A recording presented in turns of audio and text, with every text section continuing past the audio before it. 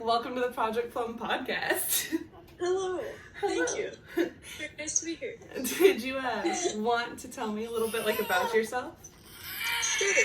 So I am a stay-at-home mom in Wisconsin, and I was born here, raised here, went to school here. Currently right now, my main job is taking care of Ella, but I'm also an artist on the side, so I own my own art studio. And that's called S. Nine King Studio, right? Yeah. So I've always kind of stuck with that little signature, just in any sort of creative process that I'm working on. So I just kind of was like, you know what, that's just perfect for what I'm doing. We'll just stick with that. And it's beautiful, by the way. Thank you. I really like evolving with it, getting to work on things I'm passionate about. And it's not just one thing, it's everything, which is so cool. You have freaking earrings and sun catchers and art, and it's just awesome. I was trying to think of a way that I could design a business based around the idea of having multiple facets of creativity.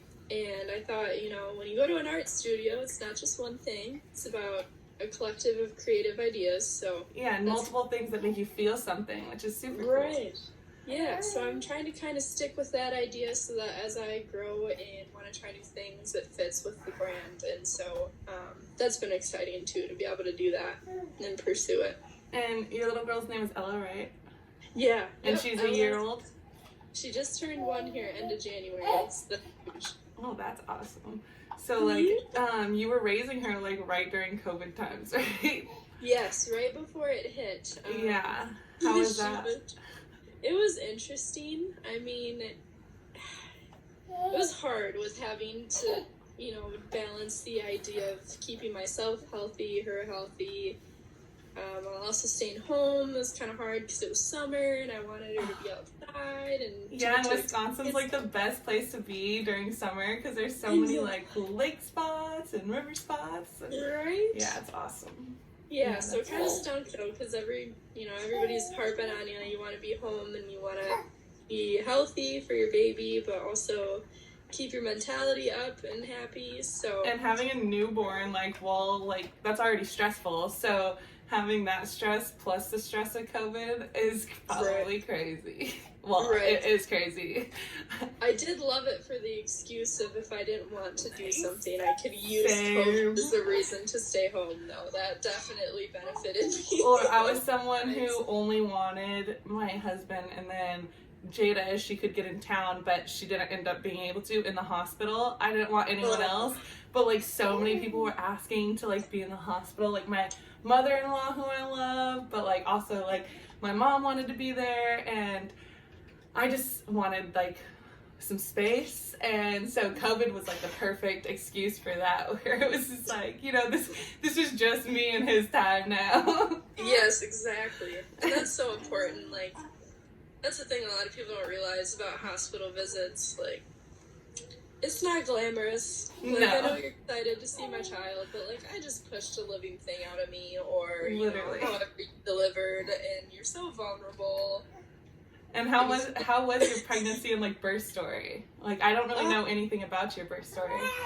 I had a pretty lucky experience with Ella. My pregnancy was pretty good.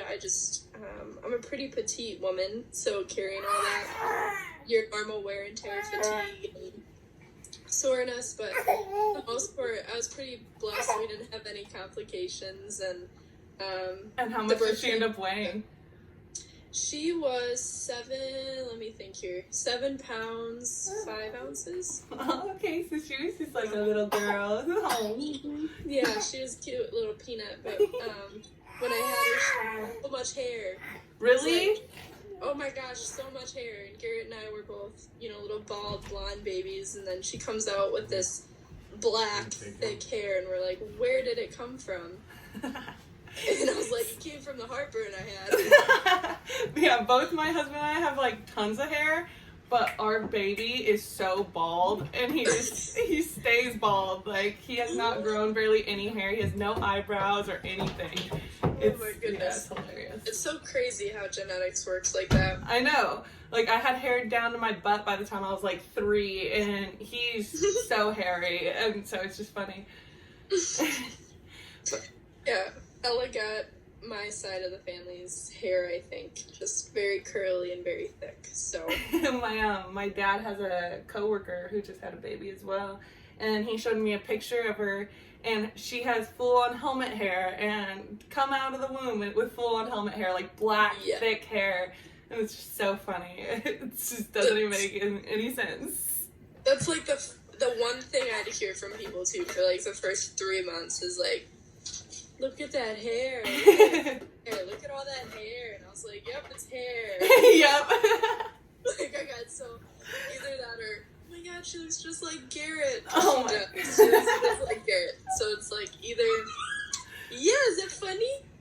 You're like, yeah, I really grew a human for 9 months for it to look like you. Straight up. Like, I did all that, my body did all that work.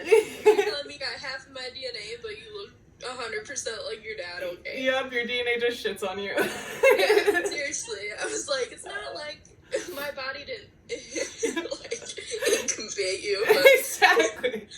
It's fine. Oh my gosh. She has my attitude, though. So. Really? Yeah. Oh my. Oh, yeah. Just complete sass, or how? It's like, she's just very analytical of things. And when she wants something, she wants it, but she doesn't get mad. It's like just very direct. Hyper focus. Yeah, in the moment, like, this is what I want, don't want. Does she watch you do your art and like create things? Yeah, it's actually really, that was something that was really exciting for me.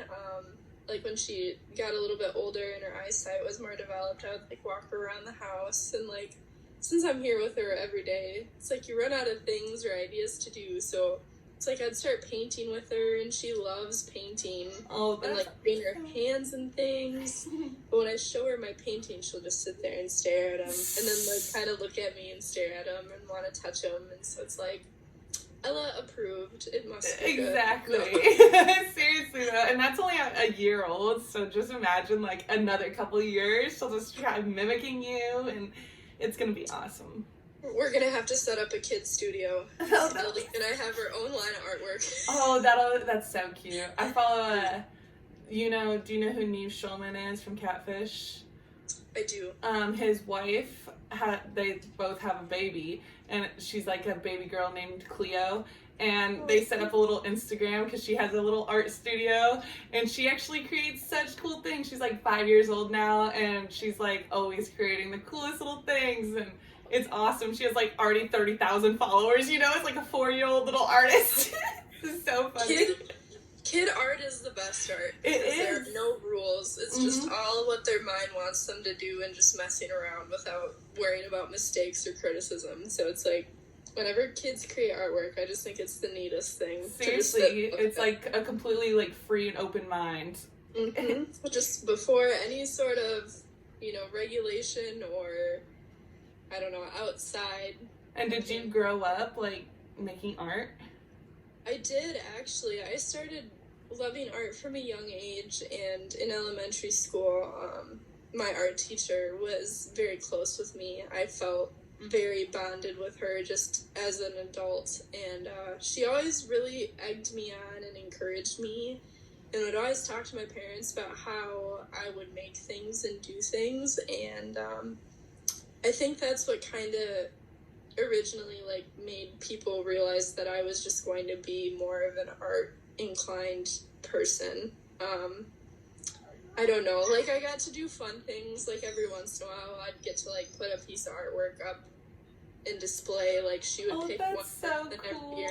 Yeah, and so like I think that's what kind of started it for me, is I got to display my art starting at a young age. Oh, yeah. And it just kind of like made me feel really cool to be like, I made that, and then people would be like, it's awesome. Seriously, that encouragement. Yeah, and I think that's really important for kids to be recognized with things that they're passionate about instead of just letting them do it. Like, the recognition in art is probably the most important aspect of it. Yeah, to feel noticed and kind of like your work means something more than just yourself. Because as an artist, you create the work for yourself. You don't create it for other people. Like, you can make things for people, but as you're doing it, it's something very, I shouldn't say selfish, but it's personal. And so to feel like you are understood on that aspect, not, you know, heard, but like on an artistic level heard. Yeah. It's the most rewarding thing, just in general, I think, to me. But, yeah, it's very important. And a lot of artists won't probably speak on that side, but usually artists like to be talked about. They like they do, for sure. Yeah. And I'll never be like, tell me what you think of this, but it's like, if you don't tell me what you think, I'll probably go crazy. Instead, it's like the subtle, like and comment, you know? It's like, I sit there and I post something, I'm like, okay, I wonder what they're gonna say. When I have times where people don't say anything, I have to remind myself, you know, I'm doing this for me. I'm not doing this for others. So if people don't sit and comment on it, doesn't mean it's bad. Yeah, exactly. You know, it's just, it's not. I always like to remind myself too, like, shit, art is still art. Yeah, you know? If it connects with one person, it did its job. Yeah, exactly. And that's huge. Everybody wants to talk about the idea of, you know, making popular works that sell prints and you make all this money of it, but it's like, people don't think about how you have to be actively creating every single day to even maybe get the chance of that happening. So it's very cool, but I could talk about this for hours. No, I love it. It's picked up a lot, though, within the past year, right? It really has. It was something that was a sliver in my mind. I just have a really hard time sitting still, so I've always had this dream since I was young of being able to make a living off of things that I make and create. And it's a scary thing, you know, diving into a career path that's not stable or heck yeah. Always changing. You always, especially with a new baby, like you're not just someone who's just gonna dive deep, and if you fail, then it kind of just affects you and your partner. Like, no, you have a whole child you have to feed and take care of, and if you fail, like, it could potentially be like hazardous to your parenting. Exactly. And I think that's one of the hardest things. I guess I don't really fear that because I know I put Ella before my own needs, but it's like at the same time, when I tell people it's what I do for my job, it's like I feel like I have to constantly provide reassurance to other people that it's the right choice. Yeah, when you tell your parents you want to be an artist, it's kind of like, oh, scoff, like, yes, you want to be an artist. Like, oh, you're not going to make much money, or how is that, how are you going to get healthcare, or like, you know, all the odds and end things. But it's interesting because if I were to be making, say, the same amount of money, and I were to say, oh, like, I work part-time at, you know, like McDonald's or something, people wouldn't ask you, are you paying your bills? Yeah. Or, you know, but it's like you tell them you're an artist, and it's like, oh, how much money are you making? It's seriously. Like, you get next question, but you don't see people doing that with like a structured company job. Yeah. So I always say that, where it's just like, it's a very rewarding thing to bring that freedom to myself as a creative, but it's also a very stressful thing because it's like every day I have to show up for other people as well to prove to them that it's possible and not just to myself. Yeah, no pressure. Yeah, no pressure. It's fine, I'm fine. Do you have a lot of support from your friends and family? I do. I think, you know, on the front side of people, I have a lot of personal support face-to-face. I think people really like to give me, like, the encouragement up front, but I think there's a lot of reservations in the background, and, you know, but that's just, like, kind of how it goes with everything. You know, especially if you're telling someone, like, you're starting your own business. Yeah. It's never gonna be like, oh my gosh, yes, do that. That's, like, the right thing to do. The immediate reaction is always, well, do you know how to file taxes? Are you sure you have enough money for that? So many questions, yeah. And it's like, okay, but I rather try it in totally fail than not try it at all. Yeah, and then just sit there and wonder, like, what could have been. Exactly, and I don't know, I think people get so worried with the society that we live in now with, you know, you go to school, you graduate, you're expected to go and pay thousands of dollars for a piece of paper just to prove that you learned something. And then you get a job, and then you retire, and then you're old and you can't do anything fun. And then they say, well, then you can work on your dreams. But I don't think that's the right way. I don't think it is either.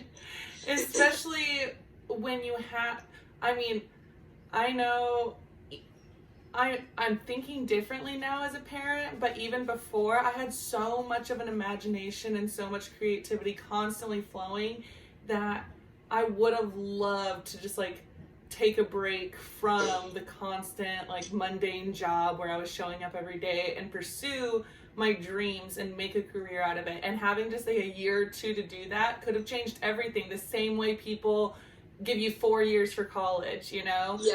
And so if people like said, okay, you want to do this dream, I'll do like 4 years judgment free that you had to do this dream, and I'll help you any way I can, just like people do for college. Like when people want to pursue college, it'd be so helpful to so many people. I couldn't agree with that more, honestly, because it's just, I think people are so afraid of when other people jump out of like a secure situation. And I read a lot about just the idea of like, I don't know, it's just like a different type of mindset towards the world in general and just structure systems and stuff. But, you know, 9 times out of 10, I think people get so concerned because they can't ever see themselves doing it or like having the courage to just like pursue their own passions and goals. Yeah. Which is, each human is actually designed to do. And I think a lot of it stems from fear also, because fear of just like, what if, I mean, obviously we have the self-doubt of like, what if people don't like it, but I think family and friends also have that doubt for you, even though like even if they try to believe in you, there's still that like, what if they don't make it, you know?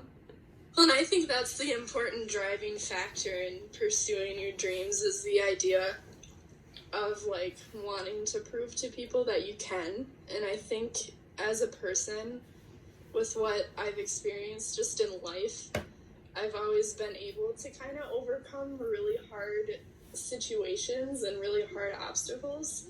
So I almost feel like it's ingrained in me to take on the most at one time. Yeah. And I can't see myself ever doing anything else or like settling. So I don't know. It's just crazy. It's crazy. Do you plan to like when Ella grows up, do you plan to not push college as hard as I know my parents pushed me, and I don't know if your parents pushed you in that way or your upbringing? I think I'm going to be very upfront with her about her options. It's hard because my parents have always supported my ideas of wanting to do different things, because I'm just a headstrong person, so if I want to do something, it's going to happen anyways. Yeah. But I do definitely remember a period of time where I wanted to go to school for art, or I wanted to just be an artist. And I remember a conversation with them about how that's not going to make me money. And so I went to school for dental assisting to make them happy. And I don't think they fully know that. I don't think they know that I made that choice because of that conversation. But it was just something that when you don't have a lot of people speaking, you know, like, belief into you, how are you supposed to believe in yourself at such a young age? So I think it's important for Ella to just know that whatever she does in her life and, like, what she wants to pursue, we're always going to be there for that. But I'm also going to be honest about, like, the privilege that comes along with having a degree in college and the benefits of it. But I think she'll get to the point too where it's like she'll understand a lot of that. But I don't think college is important. I actually think it's important to take time off and especially save up some money so that, you know, you're not just graduating high school and just picking something. No, because I that's completely what I agree. felt. Yeah. Like you have to pick. I have a an associate's degree in English, but I mean, I don't do anything with that at all because there's nothing I want to do with it. And even when I was actively pursuing it, I didn't know what I wanted to do. And I never had anyone be like, if you don't know what you want to do with this, why are you doing it? You know? Yeah. It was always just like, yeah, you're almost done. Just finish it. Just get it done, you know? And it's like, oh my gosh, now I have it, and I spent years of my life doing it, and I spent my own money, and you know, and it's just crazy because I'm just like, okay, I have this piece of paper. It's never once privileged me in any sort of way except to just like have this piece of paper. And I'm just like I was the cliche for like 2 years working at a coffee shop with an English degree, you know? Yeah. You were the book lover. Exactly. Dark, deep poetry and honestly, the meaning behind how things are written. That's beautiful, though. But see, and I can relate to that too, because I remember, and I speak about this a lot when people ask me why I decided to do art. I was sitting in my dental assisting class, and you know, I did well in pursuing that as a career. I was in the top of my class and already had a couple job offers, and we were rounding out, finishing off the courses and whatever. And I was sitting there and I was doodling like I would always doodle whenever we had to take notes. And I just thought to myself, it just hit me like a ton of bricks. Like, I was like, I don't want to do this for the rest of my life. Like, I can't see myself being a dental assistant. Like, and as my instructors were talking, I like got up and I just left. And I called my mom when I was in the hallway, and I was like, Mom, I just quit school. And she goes, what? And I was like, I'm not going back. Like, I literally am not going back. Oh my goodness. That same day I drove to Michael's and I bought a canvas, and I just stayed up until 4 a.m. and painted. That is awesome. And I cried, and I drank wine. And I sat and listened to sad, depressing music. Which is probably exactly what you needed at that moment.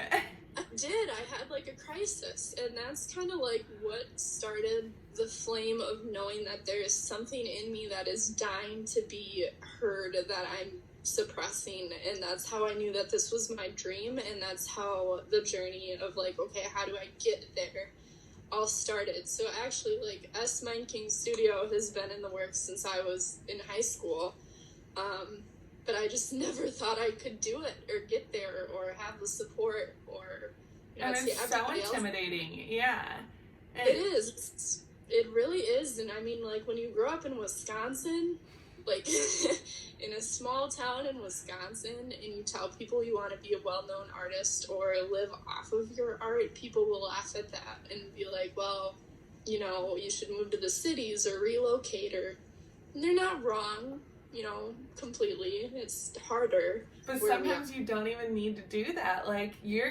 killing it. And I know so many people in your town and in my town that's like killing it. Just like Autumn Wood in your town. Yeah, she's freaking. We went to school together. Yeah, and she's blowing up. She's crazy good, and she's amazing at what she does. And she has such a unique style, just like you do. She and I had a conversation. We were hanging out actually one time, like when I was big into photography, and I wanted her to model for me or whatever, and just connect on an artistic level. This was like way before I wanted to pursue my art.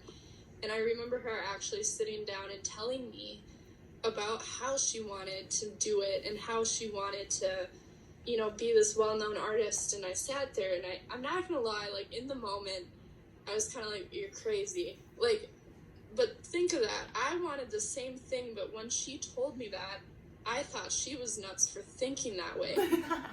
You know, because it's just so scary. It's so scary. But I knew she was capable because her work, even then, was just amazing. And it was something that I knew she put all of her extra time and effort into. And so I knew she was capable of it, but I knew the only factor that was holding her back was that she didn't believe in herself enough at the time. She had a lot of doubts about if she could do it. And then it was like all of a sudden something clicked, I think, and she just dove in. And then once that happened, it was like her world just exploded with opportunity. It's so awesome. And she continues to show up for herself too, and that's something I really respect her for, is she sticks to her style and she sticks to her intuition, and it's amazing. And I think that's what's important, and a lot of people need to realize that the most important factor is showing up. Like, you just have to show up every day, no matter what. Like, even if she's not putting in some elaborate piece, or even if, like, she's still doodling, you know, she's still doing some type of art. Just like, even when you're not working, you're doing those like 5-minute paintings, right? Before each time, or I don't know if they're 5 minutes, but the painting. Yeah, doodles. Warm up. Yeah, exactly. And I like really respect that. Like, it's so smart, and you're always working on something new, which I think keeps the brain active and going. Yeah. While you're like trying to be inspired and trying to create new kinds of things. And that's the most important thing with anything you're passionate about. Are you showing up for yourself? It's, you can have something, but I always say, how bad do you want it? Because if you don't want it bad enough, it's not going to happen. So, like, most of my day with Ella is spent, I have to pay attention to what she's doing. She's on the move. We're standing and walking now. So it's not like I can just let her hang out in a bouncer for like 10, 15 minutes anymore. Yeah. Telling to get me. So it's like, when people say, like, oh, like, you have all this time or whatever, it's like, yeah, but my time is based around Ella. So, you think I have all day to sit around and paint things, but my work day begins at 9 o'clock after I catch up on all the house duties and chores that I need to do just to function for the next day. My work day starts at 9 or 10, and then I'm up until 2, 3 in the morning, while others may be sleeping. Like, that's me pursuing my dreams or answering emails, and like, people don't realize that that's what it takes. Like, it isn't just as I feel like it. It's like, I'm exhausted, but I don't. You never stop moving as a mom, and I think that's one thing I never realized before being a mom, because I had so much time that I didn't even realize I had, like, I'm like, what book do I want to read today? What project do I want to do today? And it's just crazy, because now it's like, I'm always going. I never stop going. Like, it's like, and even when I'm not going, my brain is still going, because I'm constantly focused on my kid, or like, what's for dinner? What do I have to do? And it's just a list constantly, and the list never ends. You just add something at the bottom. It's like that guilt that comes along with it too. It's like, you could be doing everything that needs to be done, but you feel like you need to be always doing more. And I don't know if you can relate to that or not, but it's like this weird mom guilt that just exists constantly over the smallest things. Like, it happened to me today. I gave her a thing of juice, and I was like, you had juice this morning. I'm giving you all this juice or whatever. And I don't know, I just feel like people don't think about that a lot, about when you do have kids. It's like, it's not about you anymore, and you don't have that time, like you said. Everything that is your extra time. And even things that I never even thought about, like, I don't know, like, what cleaning products I use, or what shampoo I'm buying, or, and like, I have had like a focus in like health, where I'm like, I want to use healthier products, but then when I had a kid, it was like, oh my gosh, there's so many bad things that I never even knew existed, and now I'm just hyper focused on everything, and it's constant, like, just anxiety or guilt. Yep. Stress. Just so stressed. I got that way too about my driving. Not that I was a terrible driver. No, I feel you. Every single moment I go through like a green light, I'm like, if I get T-boned by a car, like, it's like this constant, like, Ella's in the car with me, I have to drive the speed limit, I have to be extra alert. Or my dad would always warn me, like, look left and right when you pull away from the green light, and I would always roll my eyes. Now it's like, oh shoot, I gotta look left, right, left. Yes, like, or like, I don't, take a turn and go through the oncoming cars unless I'm sure I can, like, completely and totally make it safely. Like, I don't just, like, whip it and cross my fingers and be like, I can fit through there, you know what I mean? It's like, real. We're gonna wait 3 extra minutes for absolutely no reason. Just to make sure there's not another car. Ella, you okay back there? Yeah, exactly. Oh my gosh. But yeah, just being a mom and trying to work and figure out my dreams while also taking care of Ella the best that I can. just causes a lot of extra stress on top of just trying to be a business owner. And so I really pride my, I really support other people trying to do the same thing, because they're like working 3 jobs. Mm-hmm. Like, more than that. They're their own marketer, they're their own financial advisors, their own parent, their own chef, it's just like everything that people don't think about constantly happening at one time. So hello. Hi, little girl. Oh, she's so cute. We're climbing over everything today. Oh, yeah. Hey. Oh, my goodness. But, yeah, otherwise... Hi. It's been fun being a mom, but it definitely has its challenges, that's for sure. Oh, for sure. Do you have a lot of support with Garrett? I do. It's hard with him being the main, worker. Mm-hmm. I mean, right now it's like I make a stable income to handle my bills and stuff, but I know it's stressful on him being the one to leave and have to go to work every day. Yeah. And have to even say goodbye to her and, work those 10-hour shifts some nights. And he works second, so it's like his mornings are important with her. And but it gets rough. I mean, trying to navigate how they grow and change in their schedules with fitting into our schedules and our sleep and everything. Mm-hmm. It's like, it's hard enough like taking care of your own schedule, and then you have like their schedule too, and it's crazy trying to blend both of them. It is crazy. And I mean, recently we've been throwing around the idea of me also getting like a part-time job, just because I don't like being at home. Like, I've never been a homebody. It's self-fulfilling, yeah. But it's like, I like leaving the house and getting ready to go do something to make my own paycheck on top of doing my artwork. But COVID kind of put a wrench in daycare availability. So yeah. That's not the easiest thing to navigate right now. another little mark on COVID. Yes. I hate COVID. For real. I'm so over it. For real. Same. And it's constantly like you wait for it to just end, and it's just, oh yeah, it's never gonna end. Never. I feel like it's just this ongoing loop of chaos. It is, yeah. I call it. Yep, just a loop of chaos. And we're already past almost to the 1-year mark. I don't know when it officially kind of started here in the U.S., but I just can't believe we've been dealing with it for a year now. So. I know. And yeah, it'll be nice to have some bit of normalcy again. Exactly. And just, I think summer coming around the corner is going to be nice with getting to go outside. I think winter plays a huge role in people's moods and and vitamin D for sure. Like, that's a huge factor on depression and just like levels of anxiety and everything. So it'll be so good. Yes, I cannot wait. It's going to be great. I know Jada was just like, told me yesterday, oh yeah, it's 40 degrees here, so it's like a warm summer day. I'm like, jeez, that's crazy.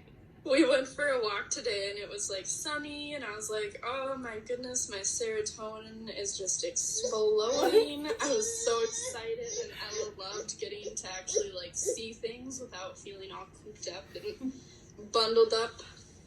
So I think she enjoyed that quite a bit. What do you think the hardest thing of being a mom is? Ooh, that's a good one. I think the hardest thing about being a mom is, for me personally, well, Ella wasn't planned, so she came at an interesting point in Garrett and I's life.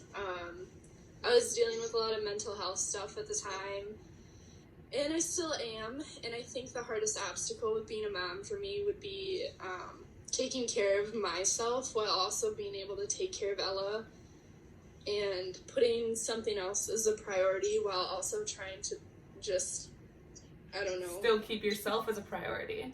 Yeah, because I've always had a really hard time with, just like processing traumas that have happened to me and overcoming different mental health stages that I'm at. And when you don't have a choice to, to take a day off or to give yourself quiet time or alone time where you're not being constantly needed. That's like not an option anymore. So there are definitely hard times with that. And I think it would be different if it was, like a planned situation, but it has its moments for sure. And you're handling it awesome. It's going good. I give myself props for You should. how far. I think Ella actually was a gift in herself with getting me through some of the hardest moments because I lost my mom when I was 11 and my dad when I was about 14. So I think it was hard for me too, like not having my paternal parents around to like help me learn how to raise a baby. My aunt and my uncle adopted me when I was young, but it's different when it's like not your genes, like I can't. Definitely, yeah, I can imagine. I can't call my mom and be like, did you experience this in your pregnancy, or like, did you deal with this, or like, where did she get this from, or all that. Are you able to like? No, you're fine. Hold on. You're good. So crazy. Oh wow. My goodness. Okay, what were you saying? I was saying, do you like? Sorry, let me think what I was saying. No, sorry. We were on a roll there. I love doggies. It's okay. I was saying, do you wish you could like? I bet you obviously wish you could have your mom to turn to, but do you have like your aunt to turn to? We've always kind of had a hard relationship, and it's just been because obviously, like, well, with what happened with my parents' situation, like, I didn't really, I don't know, I can kind of dive into this a little bit right now, but, growing up, my childhood was okay, like, right away. We grew up having a decent amount of money. We were, like, middle class, whatever. But my mom's side of the family didn't like my dad, and so I didn't really see them often. Growing up, they didn't really come visit me. Every once in a while they would, but like as I got older, it started to slow down. And so that's the aunt that adopted me was my mom's sister. And so I think it was just kind of hard after everything happened, after my mom passed. I lived with my dad, and he had like really bad addiction problems, so like I had to deal with a lot of traumatizing things as a kid, and just seeing, things that I shouldn't see, and having people coming over to the house that I didn't know, and, going on late night drives, being a part of things that I shouldn't have had to be when I was young. Yeah, addiction is a beast, for sure. Yes. And then, it's like when she adopted me, it was hard because I grew up thinking that, she was against everything that I had loved, and that had gotten taken away from me, and she wasn't in a good relationship with, my mom. So it was like I liked it for the comfort of how they had nice things and how they were able to provide for me, like my parents weren't near the end of their lives. But it was a lot of butting heads with, like, just the way I was raised and my ideals and how they wanted to raise me. Yeah, still keeping like your old life in your new life. Yeah. And it all happened at such a pivotal point in my life. I had to go to a new school right before middle school. So I went from being raised on the north side of La Crosse, supposed to be going to Logan and whatever, like the rest of my family. And then I got shipped off to a different place with all new kids. That's heavy on itself, yeah. Yeah, and just like not having my parents and having to restart over in a whole new family dynamic as being the outsider.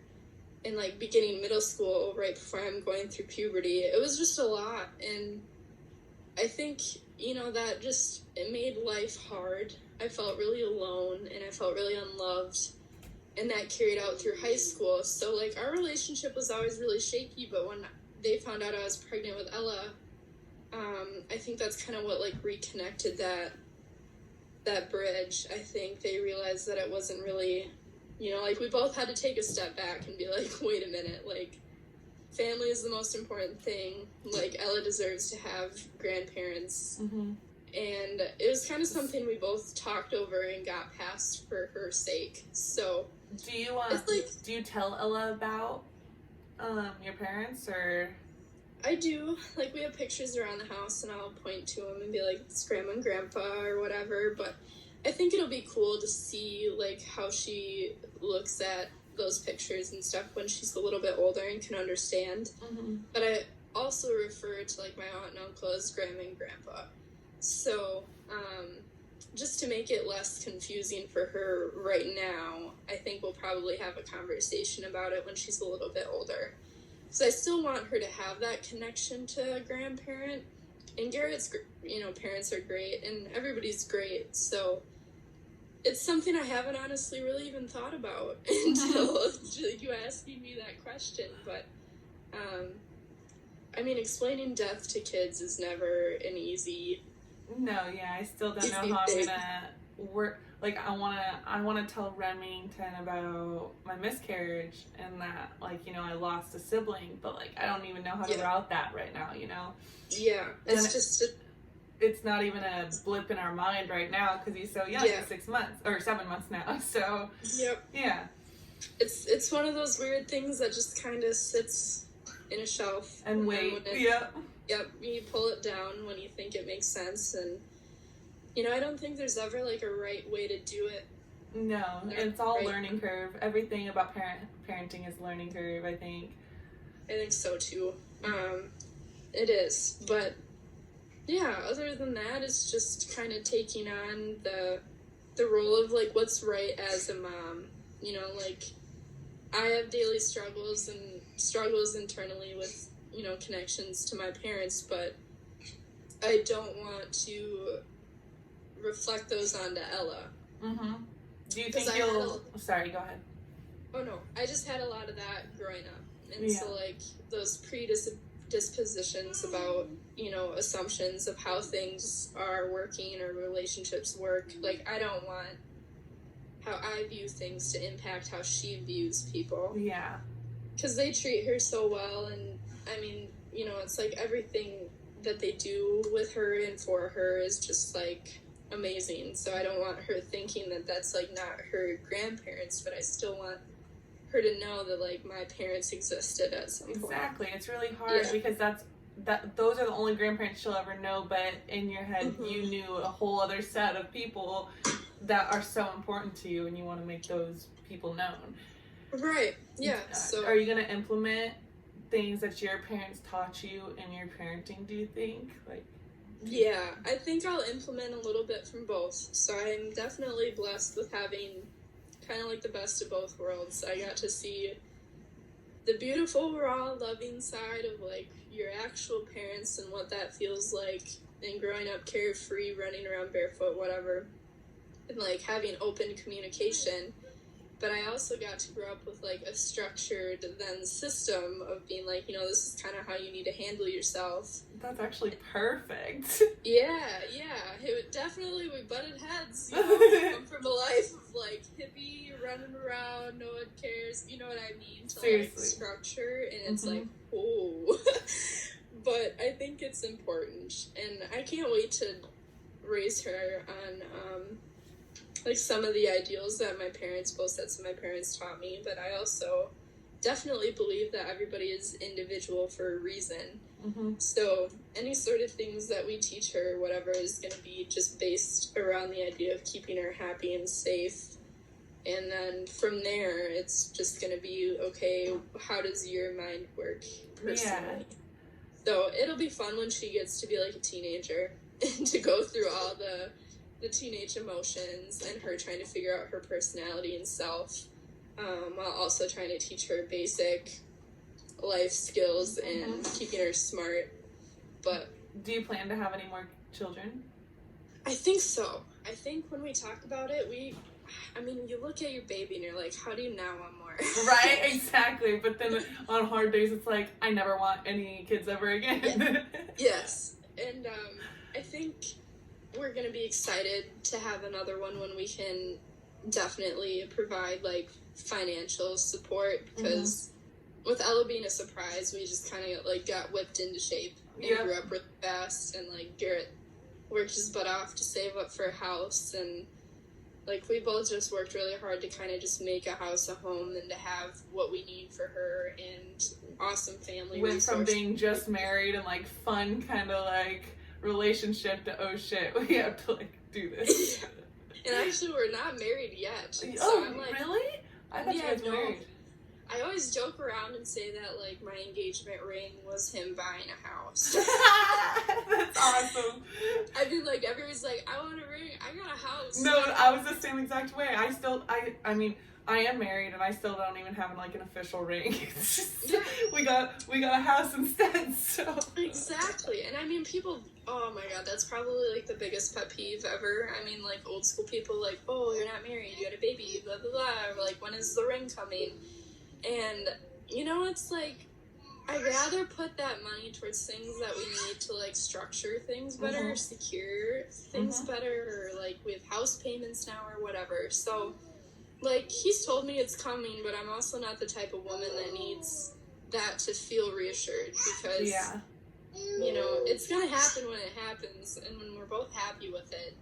And we tried to do the whole, we've had people get on us and be like, well, just go down to the courthouse and, like, sign the papers or whatever. Hold on, baby. Sign the papers or whatever. And I'm like, no, I've had to give up so many things out of just, in my life, not being able to afford them. Like, the wedding is the one thing in my dreams that still exists that I deserve. Well, especially when you have a baby as a surprise, you don't get to plan it, you know? Like, you don't have that plan, so it's kind of like you want to actually have some control and plan over something, like a huge event in your life. That's the perfect way to put it, too, is just, like, I feel like a lot of my life has been very out of control, like, not in my control, and the idea that we can, like I can have an expensive ring that I deserve, and I mean, like, my idea of expensive isn't probably that expensive, but, like, you know, like, I want what I want, and that's what I tell people, like, we want a wedding, and I want a nice engagement ring, and I want to pick out the dress that I want to wear, just because it's, like, Garrett has been the most stable thing probably in my life. And so it's like, why shouldn't we have a wedding? That's something that we want. Yeah, and something as beautiful as your relationship. Like, you should be able to celebrate your relationship how you want to celebrate it. Yeah, and I think it'll be fun, too, because probably by the time that happens, it's like Ella will be able to walk down the aisle and be a little flower girl. And I love that. Yeah, be a part of it and, like, get to see her parents, like, devote themselves to each other. I think that's very cool. And yeah, we got married after I had Remy, and I eloped because I was, like, the opposite. Like, my parents were pushing me for, like, a big wedding, and I did not want that. And so I just, like, I mean, I got my dress for $18.99 at Forever 21, you know, like, or Target, And so, yeah, it was just, like, my only thing was that I wanted Remington there, and his parents and my parents were both just like, do you want me to hold him? Do you want me to hold him? But I wanted him to be a part of the ceremony, like, be a part of it, and I think that'll be super cool. That's beautiful. And I love the idea of elopement, too, because I think people plan their weddings too much around what other people want, and, like, that's not gonna fly with us, I know. So, it's like, my dream wedding, and Garrett always laughs at me, because it's like, how did, you know, like, I'm not surprised at all, but my dream wedding is literally being in, like, I mean, I think yours was comparable, if I'm remembering right, but it was, like, literally in the middle of the woods somewhere. Yep. Like, flower child vibes, like, earthy vibes, like, just one with Garrett and nature, and just... That's all I wanted. Yes, and that's kind of like, I'm in the same boat. Like, I don't want it in a church. I don't want it to be so many people. Like, I just want one thing that's intimate, like, in my life, that's not involving a bunch of other people and having to worry about making it aesthetically pleasing so people on Facebook give me, like, a certain amount of likes. You know what I mean? It should just be for you and him, and that's it. Yeah. And for Ella, because Ella's part. Yeah, Ella will be a part of it too, and that'll be so cool. It will. It's gonna be great. Yeah. So when the time comes, I always give him a hard time, though. You know, I'm always like, when the ring is on my finger.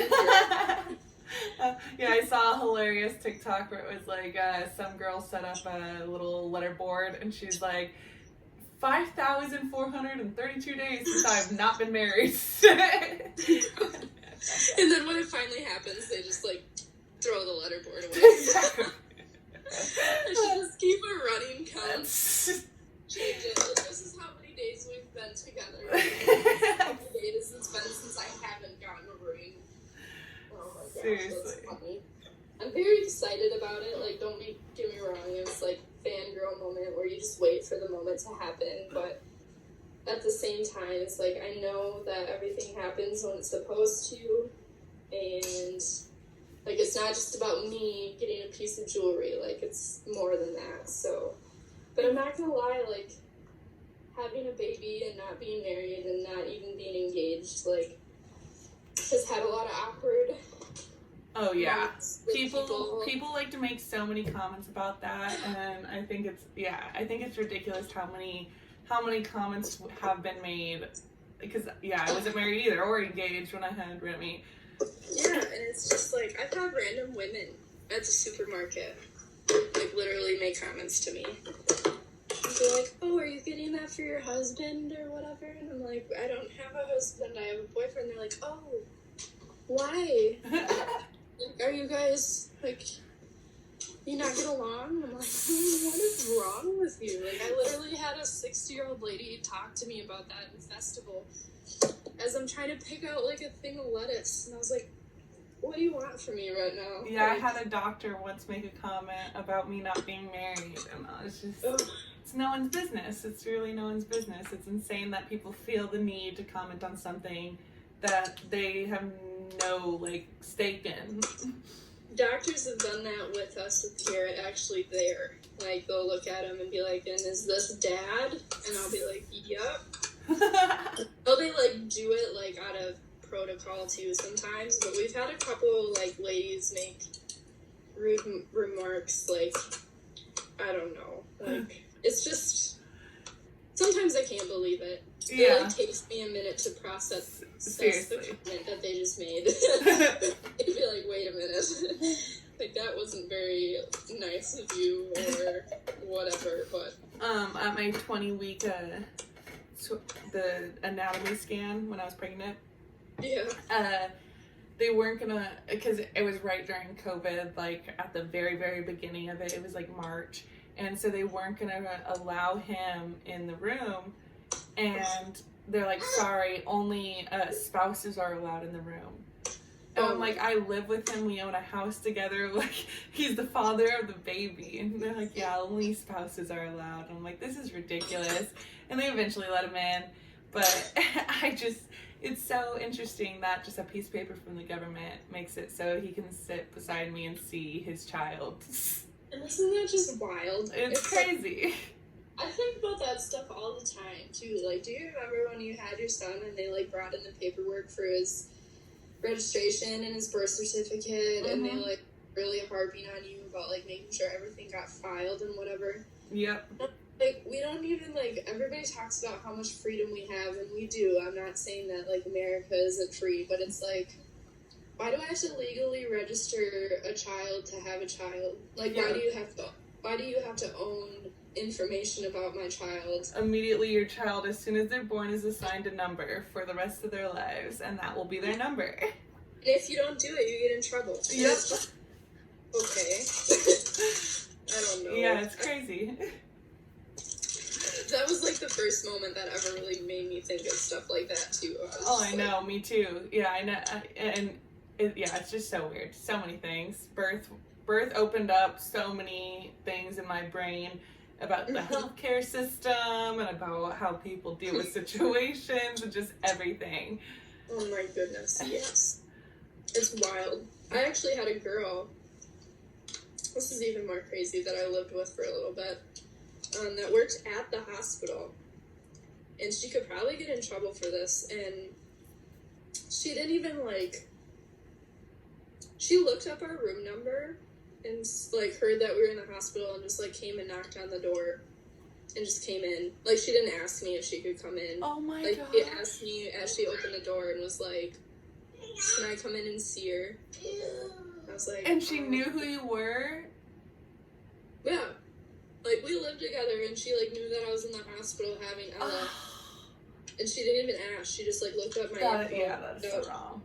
I know. Found out what room I was in, and then was like, hi. And what are you supposed to say when someone comes to your door? Like, people don't even understand how personal it's supposed to be, and how much, like, it's just crazy. We were woken up so many times by random nurses just opening the door. It was freaking insane. And at that point, we hadn't slept in like 3 days, and Remy would just fall asleep, and I'd just be like, oh, and then someone would open the door, and they'd be like, I need to check his vitals. It's so annoying.